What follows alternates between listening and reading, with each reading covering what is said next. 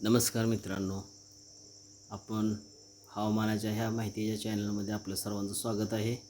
आपण जर यूट्यूब चॅनलमध्ये नवीन असाल तर चॅनलला सबस्क्राईब करा आणि बेल आयकॉन घंटी प्रेस करा, जेणेकरून सर्वप्रथम तुम्हाला माहिती मिळेल. तर आपण सतत हवामानाच्या बदलानुसार आपल्यापर्यंत व्हिडिओच्या माध्यमातून माहिती देण्याचा प्रयत्न करत असतो. तर आपण बघू शकता की अंदमान निकोबारच्या सागरी क्षेत्रापासून ते तामिळनाडू, केरळ हा जो राज्य आहेत सागरी क्षेत्रालगतील, ह्या राज्यालगतील पुन्हा एकदा वादळी वारे आणि विजांच्या कडकडाटासह ह्या भागामध्ये हवामान तयार झालेलं आहे आणि त्या ठिकाणी विजांच्या कडकडाटासह मुसळधार पाऊस, तर काही ठिकाणी रिमझिम स्वरूपाचा पाऊस हा सध्या पडत आहे. तर मित्रांनो, आपल्या शेतकरी बांधवांना सांगायची एवढीच माहिती आहे की हवामान सतत बदलत आहे. तर काही ठिकाणी अवकाळी पाऊस, विजांच्या कडकडाटासह, तर वादळी वारे अशा स्वरूपाचं वातावरण सतत बदलत असून पुढील काही दिवसांमध्ये महाराष्ट्रात सतत वातावरणसुद्धा बदलू शकतं आणि त्या ठिकाणी वादळी वारे, हलक्या स्वरूपाचा पाऊस किंवा मुसळधार ते अतिमुसळधार पाऊससुद्धा पडू शकतो. तर आपण बघू शकता की त्या बंगालच्या महासागरात म्हणजेच अंदमान निकोबार जे क्षेत्र आहे त्या क्षेत्रापासून आपण बघू शकता की जे कमी दाबात क्षेत्र निर्माण झालेले दिसताना आपल्याला पाहताना दिसत आहे.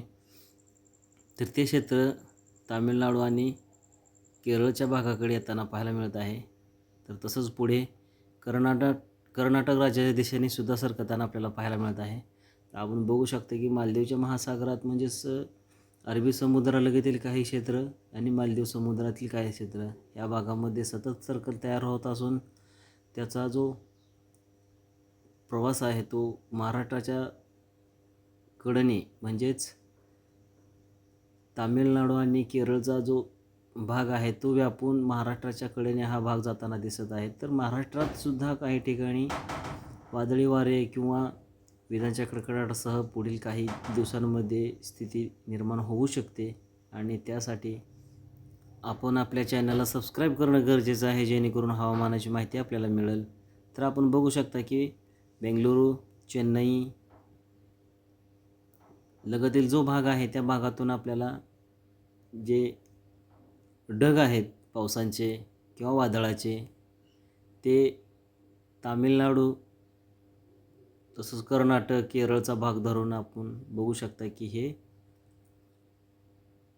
कर्नाटकच्या दिशेने जाताना आपल्याला पाहायला मिळत आहे. तर त्या ठिकाणी सुद्धा आपण बघू शकता की काही भागांमध्ये वादळी वाऱ्याचा पाऊस आणि विजांच्या कडकडाटासह पणजी शहर आहे गोव्यालगतील त्या भागात सध्या स्थिती चालू आहे पावसाची.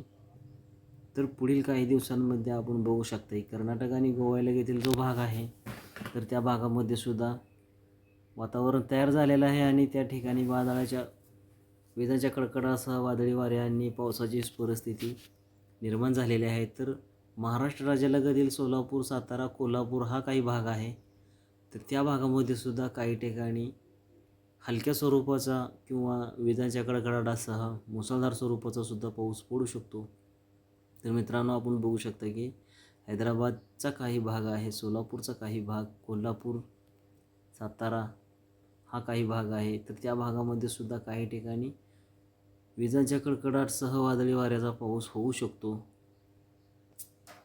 तर मित्रांनो, आपण बघू शकता की बेलगाव असेल, बागलकोट असेल, विजापूर असेल, कोल्हापूर लगतील काही भाग आहे. तर या भागामध्ये विजांच्या कडकडाटासह त्या ठिकाणी वादळी वाऱ्यासह पाऊस चालू आहे. तर अशाच